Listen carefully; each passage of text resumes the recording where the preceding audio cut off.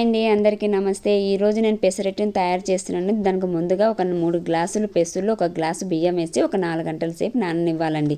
నాన్న తర్వాత mixie jar తీసుకొని దాంట్లోకి వేసుకొని బాగా మెత్తగా మన దోసపిండి బ్యాటర్ లాగా తయారు చేసుకోవాలి. దాంట్లోనే కొంచెం అల్లము, కొత్తిమీర, ఉప్పు వేసి మిక్సీని పట్టుకోవాలండి. మిక్సీని పట్టుకున్న తర్వాత ఒక గిన్నెలో పోసుకోవాలి. తర్వాత మన మిక్సీ జారు తీసుకొని చట్నీకి బుడ్డలు, కొద్దిగా అల్లము, కొత్తిమీర, పచ్చి కొబ్బరి, పచ్చిమిర్చి, కొంచెం చింతపండు, కొంచెం తగినంత ఉప్పు వేసి బాగా మిక్సీ పట్టుకున్న తర్వాత చట్నీని పోపు పెట్టుకోవాలండి. పోపు పెట్టుకున్న తర్వాత మనం ముందే ప్రిపేర్ చేసుకున్న ఈ పెసరట్టు పిండిని స్టవ్ మీద ముందే పెన్నం పెట్టుకొని బాగా హీట్ అయిన తర్వాత ఈ పెసరట్టు పిండిని వేసి మనం దోశలాగా చేసుకోవాలండి. పైన సన్న కట్ చేసుకున్న ఆనియన్స్, కొత్తిమీర, క్యారెట్ వేసుకొని ఎంత బాగా కనిపిస్తుంది కదండి. ఇలా పిల్లలు పెట్టండి, బాగా ఇష్టంగా తింటారు. మీకు కూడా బాగా కలర్ఫుల్గా బాగా కనిపిస్తుంది. ఇలా కలర్ఫుల్ కనిపిస్తేనే పిల్లలు ఇష్టంగా తింటారండి. మీకు నచ్చితే లైక్ చేయండి, సబ్స్క్రైబ్ చేయండి.